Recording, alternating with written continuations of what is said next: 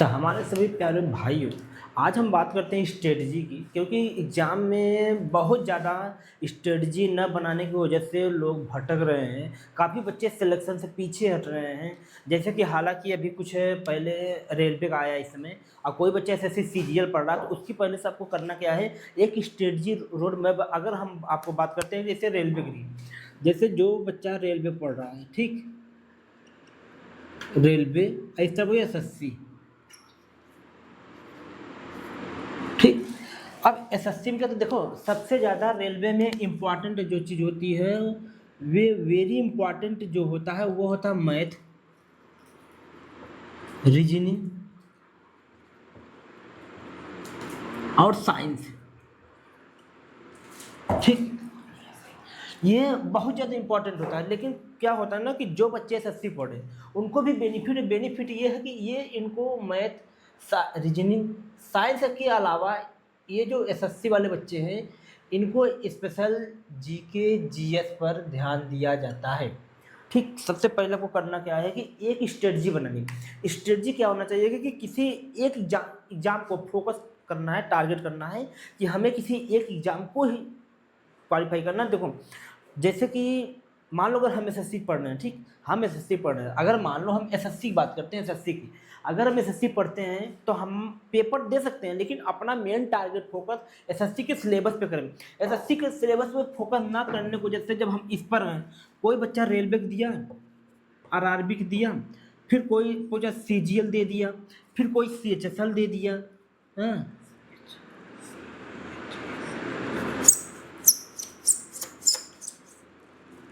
CHSL होता, ठीक, ये होता। फिर कोई बच्चा क्या करता है, इसरो को दे दिया, कोई पूछा डीआरडीओ को दे दिया, ठीक। देखो ये अलग अलग एग्जाम होते हैं। जैसे ये आरआरबी है, ठीक, हम बात करते हैं आरआरबी की, रेलवे की। आरआरबी है, आरआरसी एक ही बात होती है। अगर मान लो इसमें जो आरआरबी दे रहा, उसके लिए सबसे ज़्यादा इंपॉर्टेंट है मैथ, रीजनिंग, साइंस, ठीक। ऐसा कि नहीं है कि एसएससी वाले ना पढ़ें, देखिए पढ़ें। जो बच्चा अगर केवल सीजीएल दे रहा तो वो अपने सिलेबस पर ध्यान दे। सबसे पहले देखो स्ट्रेटजी क्या होनी चाहिए, सबसे पहले एक अपना टाइम टेबल मैप बनाओ कि हमें सिलेबस क्या ख़त्म करना। जो ऑफलाइन पढ़ रहे हैं या ऑनलाइन पढ़ रहे हैं, उनसे हम खास तो करना चाहेंगे, अगर ऑनलाइन बच्चे जितने भी पढ़ रहे हैं ऑनलाइन, वो अपना एक रोड मैप बनाएं, ठीक। मतलब सिलेबस पे खास तो ध्यान दें। अगर सिलेबस पढ़ रहे हो, चाहे ऑफलाइन पढ़ो चाहे ऑनलाइन, सबसे पहला फोकस करो मैथ, ठीक। उसके बाद दूसरा नंबर पे ध्यान रखो साइंस,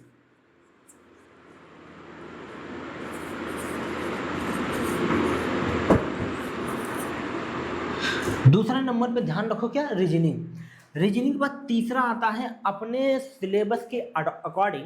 जैसे जो सीजीएल दे रहा है तो उसको क्या करना पड़ेगा, मैथ, रीजनिंग और जीके जीएस, इंग्लिश पे प्रॉपर टाइम देना पड़ेगा, क्योंकि सब में 25-25 नंबर का पूछता है। और जितने बच्चे रेलवे के दे रहे हैं, स्पेशल रेलवे के लिए हम उनको कहेंगे कि आप पहले सिलेबस को 6 महीने जब टारगेट रख लो कि हमें साइंस, रीजनिंग और मैथ पूरा प्रॉपर पढ़ना है। इसमें क्या करना है कि ये नहीं, मान लो अगर तुम्हारा दोस्त कोई बोल दिया कि भाई हम ये पढ़ लिए, ये पढ़ लिए, ये भी पढ़ लिए, आओ ये पढ़ते हैं, ठीक। पहले तुम अपनी कमजोरी पकड़ो, तुम्हारे में कमजोरी क्या चीज़ है।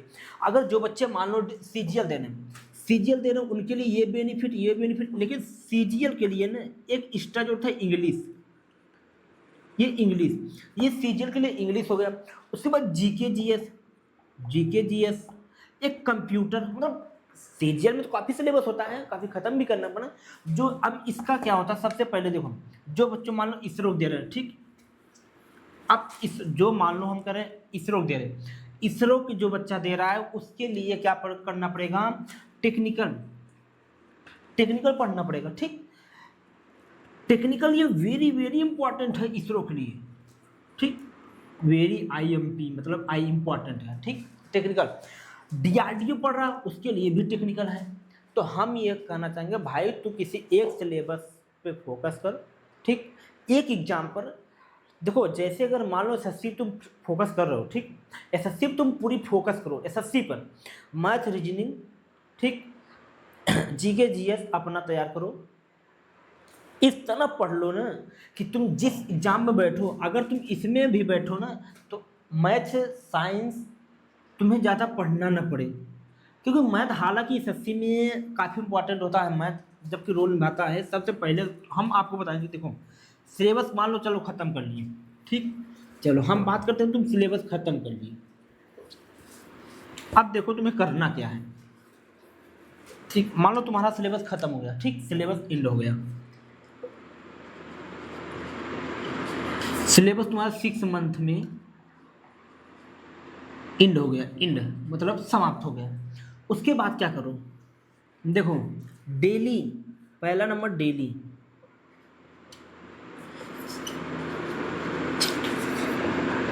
चैप्टर वाइज 100 क्वेश्चन का टेस्ट दो। दूसरा, डेली मैथ में कम से कम प्रत्येक चैप्टर का, प्रत्येक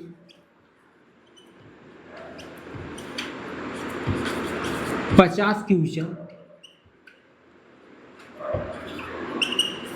हल कर दो, ठीक। उसके बाद तीसरा नंबर आता है रीजनिंग,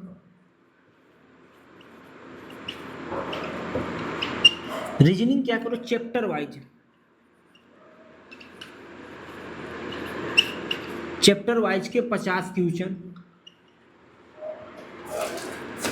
डेली हल करो। ये मैप तुम्हारा, ये जो मैप ना, ये तीनों मैप ये 6 दिन का होना चाहिए, 6 दिन प्रॉपर पढ़ना, 6 दिन तुमको क्या करना है, प्रॉपर पढ़ना, 6 दिन, 6 डेज प्रॉपर पढ़ना है। अब बचा हॉलीडे, एक संडे, संडे में तुम वो टॉपिक उठाओ जैसे जो तुम्हें वीक लगे ज़्यादा, संडे में वो टॉपिक उठाओ जो तुमको ज़्यादा वीक लगे। अगर मान लो तुम्हारा वीकनेस, ठीक, तुम्हारा कमजोर सब्जेक्ट है, किसी का साइंस, किसी का जीके जीएस, किसी का अदर होता है, जैसे मान लो तुम्हारा किसी का हो गया कि हम बात करते हैं जैसे साइंस, ठीक, साइंस पे फोकस करो, यह हो गया जीके, ठीक, इस पर क्या कहते 2 घंटा, 2 आवर, 2 आवर, ठीक, ये आर है, 2 आवर पढ़ो। उसके बाद क्या करो, इन सब पे जब ये 6 दिन पढ़ लो, मतलब तुम कम से कम 3 महीना, 3 मंथ, ये जो 3 मंथ प्रॉपर तुम इस रूटीन से पढ़ रहे हो ना, डेली चैप्टर वाइज मैथ लगाओ। जैसे अगर सिलेबस खत्म होगा, 6 मंथ में तुम्हारा सिलेबस खत्म, अब तुम्हें केवल रिवीजन करना है और पेपर क्वालिफाई करना है, और कुछ नहीं करना, केवल रिवीजन करो, पेपर का सिलेबस। अब देखो क्या होता है ना, सिलेबस क्या होता है, जैसे सिलेबस खत्म हो गया, बच्चों को वो संतुष्ट नहीं रहता, हम बहुत कम पढ़े भाई। आज की जो सिलेबस है ना, मतलब बहुत तरीके हैं, कोई ट्रिक ये बता रहा, कोई ट्रिक ये नहीं, लेकिन तुमको मेन फोकस करना है हमारा कम सिलेबस हो और एकदम सटीक स्ट्रिक्ट हो कि हमें क्वालिफाई करना है, ना कि भाई वहाँ पीएचडी करने तुम जा रहे हो, तुम्हें एसएससी क्वालिफाई कर रहे हो ना, या फिर रेलवे क्वालिफाई कर रहे हो, मतलब तुम्हें जॉब लेनी है ना, वहाँ जॉब में पीएचडी करानी नहीं किसी को। तो इसके लिए तुम मान लो प्रॉपर पढ़ लिए, तुम प्रॉपर पढ़ लिए ना, उसके बाद तुम क्या करो, डेली जब ये 3 मंथ कंप्लीट तुम्हारा हो जाए, जब ध्यान रखना 6 मंथ ये पढ़े प्लस 3 मंथ ये पढ़े, 9 मंथ, ये जो तुम्हारा 9 मंथ हो गया, अब ये बचे 3 मंथ, ये 3 मंथ किसी भी एग्जाम देने से पहले फुल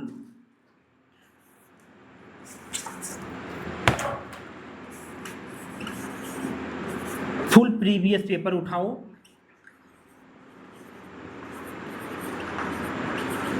और सॉल्व करो और कुछ मत करो। लेकिन इसी बात हम मेरे ध्यान रखना, जैसे तुम प्रीवियस पेपर उठा रहे हो, सॉल्व करो, जो क्वेश्चन न आए उसको एक कॉपी बनाओ, उसमें लिखो, ठीक। और जो क्वेश्चन आ जा रहा है उसको कोई बात ही नहीं, जो नहीं आ रहा है तुम ये देखो कि हमें क्या फंस रहे हैं, क्या मिस्टेक हो रहा है, उसको प्रॉपर एक कॉपी बनाओ और उसमें लिखो गलतियाँ। क्योंकि जब रिवीजन करोगे ना, तो ये जो हल कर ले रहे हो, सॉल्व जो कर रहे हो ना, ये तो तुम्हें आ ही रहा है सॉल्व करने के बाद।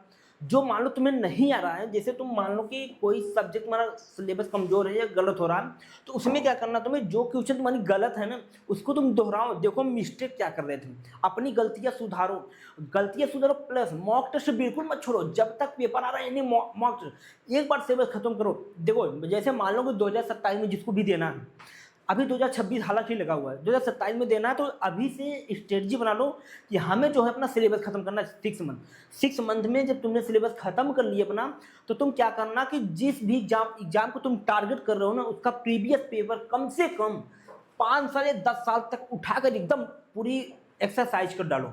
ये मत देखो अगला क्या, क्योंकि भाई देखो जब प्रीवियस पेपर हल करोगे ना, तुम्हारी सबसे बड़ी चीज़ हम बताएं क्या होती है, प्रीवियस पेपर से हल करने से तुम्हारा पहला नंबर स्पीड बढ़ेगा, दूसरे नंबर तुम्हारी गलतियां का पता चलेगा, और जो गलतियों को तुम चैप्टर वाइज दोहराओगे। इसलिए हम बता रहे हैं तुम, क्योंकि देखो आज को जो सिलेक्शन का सबसे बड़ी चीज होती है ना, कि बच्चे बहुत सारा इकट्ठा कर लेते हैं सिलेबस, फिर बाद में सर उनसे पढ़ ही नहीं पढ़ रहा है, टाइम टेबल नहीं बन पा रहा। भाई वो टाइम टेबल बनाओ जो दीवार में नहीं, दिमाग में चिपकना होना चाहिए। दीवार में कई लोग बना लेते हैं, 10 दिन फॉलो करते हैं, 15 दिन फॉलो करते हैं, उसको फाड़ के फेंक देते हैं, नहीं होता भाई। इसलिए हम बात करते हैं तुमको वो टाइम टेबल बनाओ जो तुम्हें एग्जाम क्वालिफाई करना, अपने माइंड में रखना है, ना कि तुम्हें किसी को बताना है। और ये भी जिस भी एग्जाम की तैयारी करो ना, ढिंढोरा मत पीटो भाई कि हम ये पढ़ रहे हैं। कोई बंदा सीजीएल दे रहा है, सीएचएसएल दे रहा है, रेलवे दे रहा है, ये मत बोलो हम तैयारी करो, इतना बोल दो भाई पढ़ रहे हैं। क्योंकि हो सकता है किसी को अच्छा लगे, किसी को ना अच्छा लगे। जिस दिन तुम बता दोगे कि हमें एसएससी तैयारी कर रहे हैं, ठीक, तुम बता दिए एसएससी तैयारी करना, भाई वो कहेगा डायरेक्ट लो अधिकारी बन गया, अधिकारी बन गया। जब तुम में अगला कहेगा तुम डिमोटिवेट हो जाओगे कि यार मेरा नहीं निकल रहा, उसका निकल गया। नहीं भाई, सबसे बड़ी चीज होती है, कभी क्या होता है ना कि जिस बंदों को हम नहीं जान पाते हैं ना कि वो क्या कर रहा है क्या नहीं कर रहा है, वो सिलेक्शन लेके चला जाता है। क्यों? क्योंकि उन्होंने अपने फोकस अपना मेन टारगेट पर रखा भाई, अपने गोल पर रखा, न कि लोगों की बातों पर रखा, न कि हम बताया कि हम एसएससी पढ़ रहे हैं, आईपीएस का, ये कुछ नहीं बताया भाई। क्योंकि हमें उसका मेन टारगेट था सिलेबस खत्म किया, उसका मेन फोकस था या गोल था कि हमें भाई जॉब लेनी है। ठीक, जिस विभाग में जॉब लेनी है वो अपने जॉब के अकॉर्डिंग अपने सिलेबस को ख़त्म किया, स्ट्रेटजी बनाया, हमें कितने दिन में क्या करना है अपने हिसाब से। क्योंकि कोई बच्चे होता है दिन में स्ट्रेटजी बनाते हैं पढ़ते हैं, कोई नाइट में होता है। हालांकि हम लोग जैसे क्या हुआ, हम लोग दिन में भी कुछ दिन पढ़ते हैं, कुछ दिन रात में। इससे क्या होता है, प्रॉपर टाइम टेबल हमारा शेड्यूल बिगड़ जाता है। तुम एक प्रॉपर बना लो कि पहले शुरुआती में देखो, कोई भी बंदा तुरंत 8 घंटे नहीं बैठ पाएगा, ना कोई 14 घंटा बैठ। भाई हम कहते हैं तुम पहले दिन अपने आप को तुम 2 घंटा बैठने की कोशिश करो। चलो 2 घंटा भी नहीं बैठ पा रहे हो, आधा घंटा बैठोगे, आधा घंटा बैठो, ठीक, आधे घंटे कम से कम तुम 3-4 दिन बैठो। फिर ये कोशिश करो कि जो चीज़ें तुम्हें अट्रैक्ट कर रही है उसे दूर कर दो। मोबाइल हुआ, टेलीविज़न हुआ, कुछ भी चीज़ हुआ, उसे तुम रूम के बाहर रख दो। उसके बाद तुम प्रॉपर 2 घंटा बैठो, ठीक, कोशिश करो 2 घंटा पढ़ो।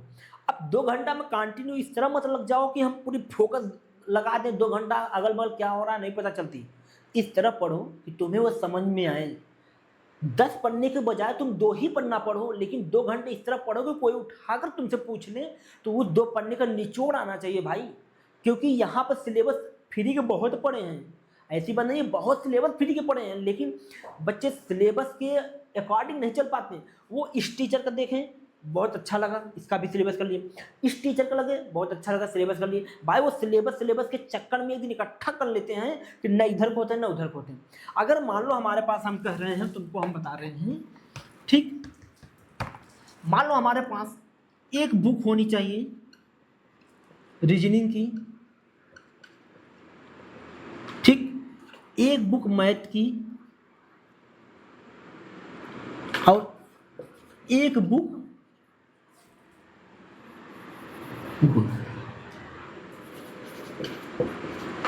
मैथ की, ठीक, और एक बुक होनी चाहिए साइंस की, एक बुक होनी चाहिए। अब देखो क्या होता है ना, जीके या जीएस, जीके या जीएस। अब कुछ लोग बोलेंगे सर आप तो ये तो बोल दिए, कोई हिंदी आ रहा है, कोई अदर। भाई अपने सिलेबस के अकॉर्डिंग तुमको चलना है ना, न कि हमारे बताए हो जाए। अगर मान लो हम कर रहे हैं, तुमको सीजीएल क्वालिफाई कर रहे हो, ठीक, या तुम रेलवे में जा रहे हो, ठीक, रेलवे में जा रहे हो, रेलवे के लिए क्या इंपॉर्टेंट है, देखो रीजनिंग मैथ साइंस इंपॉर्टेंट है, उतना जीके जी ठीक है, इंपॉर्टेंट हो, तुम्हें पढ़ना है पढ़ लो, कोई बात नहीं, लेकिन उसके लिए करंट अफेयर्स बहुत जरूरी है। लेकिन ये 3 विषय बहुत जरूरी है। अब इसमें क्या करना, तुम प्रीवियस पेपर उठाओ, प्रीवियस पेपर उठाओ, उसी को सॉल्व करो। प्रीवियस पेपर उठाने के बाद देखो, मान लो सिलेबस तुम्हारा खत्म हो गया, हम पहले बताए थे 6 मंथ में तुम्हारा सिलेबस खत्म हो जाना चाहिए, इस तरह पढ़ो। कम से कम हर सिलेबस में, अगर तुम मैथ की कर रहे हो, मैथ के लिए डेली देखो, अगर तुम मैथ करो, मैथ के लिए डेली 2 आवर, 2 भाई 2 आवर कम से कम, ठीक, मैथ के लिए। अगर तुम रीजनिंग पढ़ो, रीजनिंग में 1 घंटा 45 मिनट 1.5 घंटा बहुत है भाई, रीजनिंग बहुत हार्ड नहीं होती। रीजनिंग तुम चाह लोगे तो 5 मंथ 3 मंथ में खत्म कर सकते हो। यहाँ बंदे जान लो कि 30 चैप्टर 90 दिन में खत्म कर लेते हैं रीजनिंग। हाँ ठीक है, हालांकि मैथ में टाइम लगता है, मैथ में टाइम लगता है, क्योंकि मैथ में कैलकुलेशन भी इंपॉर्टेंट होता है। अब क्या सिलेबस देखो, आज की क्या हो गया कि सिलेबस बहुत ज़्यादा है, सिलेबस इतना ज़्यादा है, इतना यूट्यूब पे फ्री टेलीग्राम पे भरा हुआ है ना, बच्चे के माइंड ये जो होता है ना, ये एकाग्र नहीं हो पाता, इसका पढ़ें उसका पढ़ें। इसलिए हम सीधे सीधे एक स्ट्रेटजी तुमको बताएंगे। सबसे पहले अकॉर्डिंग, अपने जॉब के अकॉर्डिंग, अपने एग्ज़ाम के अकॉर्डिंग, ठीक, अगर तुम एसएससी में घुस गए हो, एसएससी के जिस जॉब में तुम जाना चाहते हो, उसका सबसे पहले सिलेबस देखो, डाउनलोड करो, दीवार पर लिखो, लगा दो। किसी एक टीचर से, किसी एक टीचर से, अर्थात कहने मतलब जो ऑनलाइन पढ़ रहा है, ऑफलाइन वाले तो कोई बात ही नहीं, उनको तो सजेशन मिलता है। जो ऑनलाइन पढ़ रहा है, किसी एक ऐप के माध्यम से, अगर मान लो मैं उदाहरण दे रहा हूँ, जैसे कि राकेश सर हो गए, ठीक, इस तरफ गगन प्रताप सर हो गए, आदित्य रंजन सर हो गए, इन सब के में से किसी एक को चुनो जिसको तुम्हें मैथ प्रॉपर अच्छे समझ में आ रहा है, ठीक। और ये देखो कि सिलेक्शन सबसे ज़्यादा हर वर्ष किनका ज़्यादा चल रहा है। उठाओ सिलेबस, सबसे पहले उठाओ मैथ, ख़त्म करो, रीजनिंग उठाओ, अपने सिलेबस के अकॉर्डिंग तुमको उठाना है, प्रॉपर पढ़ाई करो, 6 मंथ जम लगा के। लेकिन किसी की यह मत बताना कि हम इस चीज़ की तैयारी कर रहे हैं, नहीं भाई, पड़ोस को सबसे ज़्यादा जलन होती है, इस चीज़ को ध्यान रखना कि भाई वो बंदा कह रहा है तो मतलब पड़ोस तुमको टांग खींचेगा। अगर तुम बता दोगे कि बाई चांस अगर उस रेलवे में कह दिया ना, तो लो भाई टीटी बन गया, पहले टीटीसी होता, पहले टीटीसी ट्रेन टिकट कॉमर्स होता, टीटीसी, भाई टीटी बन गया, अब भाई लोको पायलट बन गया, भाई टेक्नीशियन बन गए, तुमको ताना देंगे। इसलिए मत बताओ किसी से हम ये सिलेबस कर रहे हो वो कर रहे हो, नहीं, अपनी स्ट्रेटजी दिखाओ कि हमें पढ़ना है, करना क्या है, उसके अकॉर्डिंग तुम सिलेबस मान लो खत्म कर लिया, ठीक। अब जो बंदे सीजीएल देते हैं, सीजीएल के लिए देखो हम क्या बताते हैं। सीजीएल के लिए,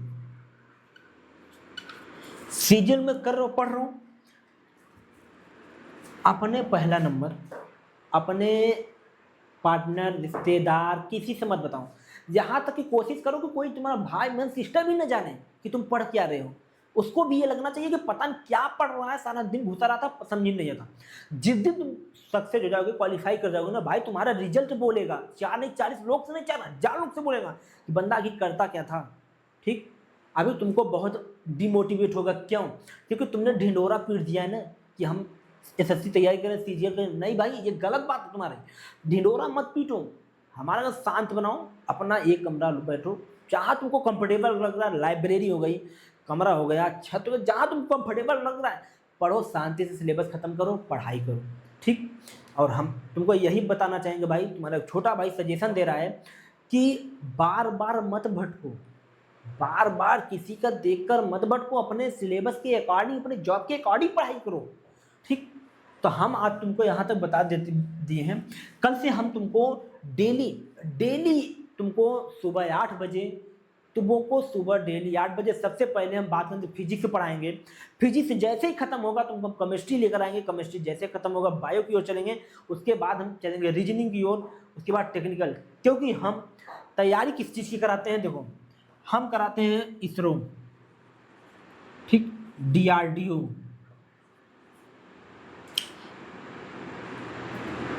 और क्या बोलते हैं उसको, UPPCL, UPR विनल, ठीक, UPR विनल।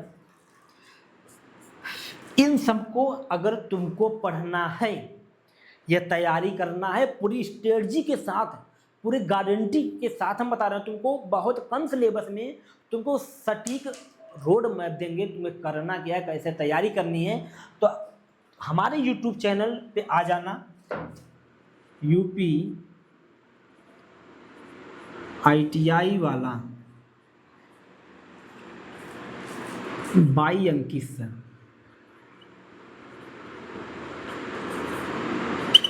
ठीक, ये है YouTube चैनल पे आ जाना।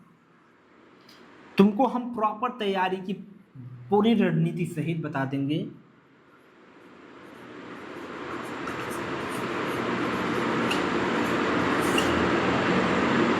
ठीक, ये है YouTube चैनल जो कि ये तैयारी कराता है इसरो, DRDO, UPPCL, ऐसे बहुत सारे एग्जाम्पल जो टेक्निकल एग्जाम होते हैं ना, ऐसे बहुत सारी एग्जाम को लेकर चलते हैं। और इसी स्ट्रेटजी के साथ हम नेक्स्ट वीडियो में तुम्हें सिलेबस के अकॉर्डिंग पढ़ाते हुए बताएंगे कि तुम्हें करना क्या है। अब बीच बीच में तुमको हम मोटिवेट करते रहेंगे कि भाई मार्ग से भटकना नहीं है, अपने स्ट्रेटजी को पूरा सिलेबस खत्म करते हुए आगे बढ़ते रहना है। कल मिलते हैं इसी वीडियो के आगे।